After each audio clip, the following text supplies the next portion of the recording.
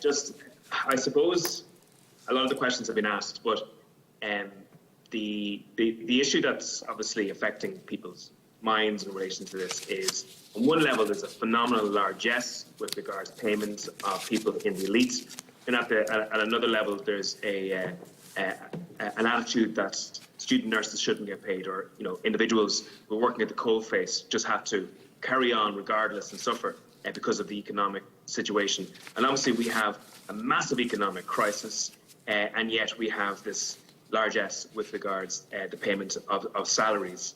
And then the whole idea that in all the departments in all the worlds, that only a successful candidate could be found in the departments where the decision was made. So the circle of decision making and benefit is so small in relation to this. With regards, do you know what the salary ratios is in the Department of Health at the moment? Like, what's the ratio between the highest salary and the lowest salaries in the Department of Health? Well, given that the Secretary General has waived his pay rise, it's the same as every other department, I suppose, which is, well, it depends, but it's, what is it? I don't know, 9 to 1 maybe.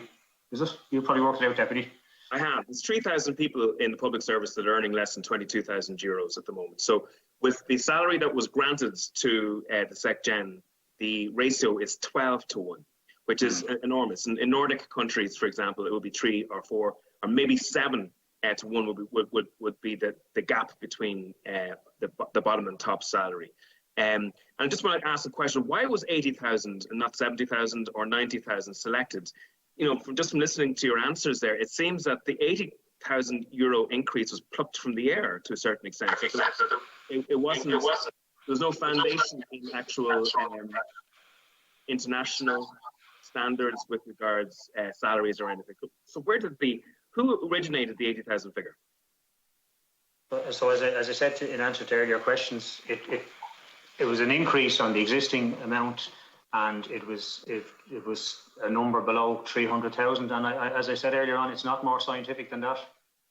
This is an envelope here that I have here, and that scientific, or that process that happened within the department to pluck this figure seems to be something that was written on the back of an envelope. And that, if you were an international firm, if you were a recruitment organization, and you were seeking to put forward a package to select individuals who are the best people to do the job, that you might go a little bit beyond the back of an envelope with regards what's the best way to attract that individual. And people will find that shocking,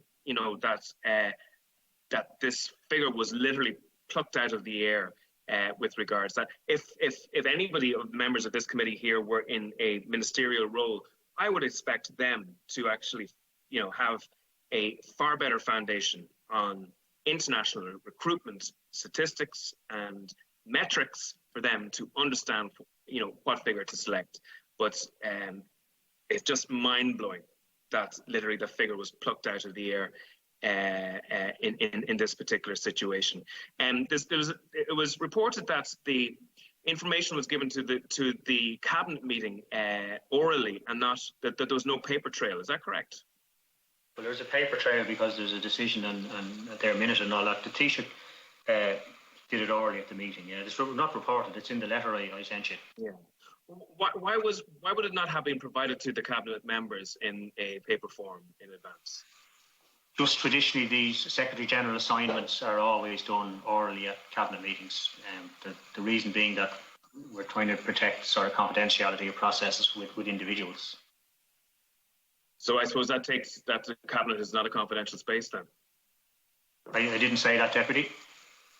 Well, if only the cabinet were to receive a paper document, you would imagine that, and the cabinet is under law. This cabinet confidentiality, well, then a paper document would have sufficed, would it not? Deputy, you're bringing me into the hypothetical that material going to cabinet would somehow get out. Okay. In relation to the selection, Deputy Toveen, Deputy McSharry and Deputy Murphy want to ask a question. Can I ask one small question? I'll finish with this. If I can. In relation to the scoring mechanism that's used for the selection of the candidate, can that scoring mechanism be made available to the members of the committee? I don't know, Deputy. I suppose we have to be very careful about protecting the confidentiality of the individuals. But sorry, Deputy, just bear with me. I'm going to answer your question. I'm just looking for the scoring mechanism. No, I understand. The scoring mechanism, this whole process is open. Yeah. No, so could I explain it to you, and then I think I can help you if that's okay. So the process is all the applications go into the Public Appointment Service. There's then an interview board is formed by the Public Appointment Service, not by me or by any minister. They're all independent. They then do a shortlisting, and depending on how many candidates. Score each candidate. Sorry? They have to score each candidate they interview. Deputy, sorry, could I just explain it to you? Just if you just bear with me, it's only 2 or 3 more sentences, and then I'll be finished. There's a short listing and then preliminary interviews. These are all held by the Public Appointment Service with a secretary from the Public Appointment Service at the interview board who keeps all the paperwork. And then there's a final interview. And before the final interview, there's a full psychological assessment. It takes 3 or 4 hours for each candidate, which is carried out. There's a report carried out. Then there are references taken.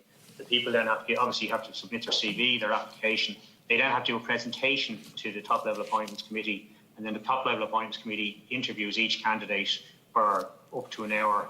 And then each candidate is scored by the committee, and the committee reaches its conclusion based on all of that process. So I can certainly get you information on the process. Okay. Obviously, the scores for individual candidates. Deputy, I have to call Deputy McSharry. Sorry, Mr. Fraser. That's how it works.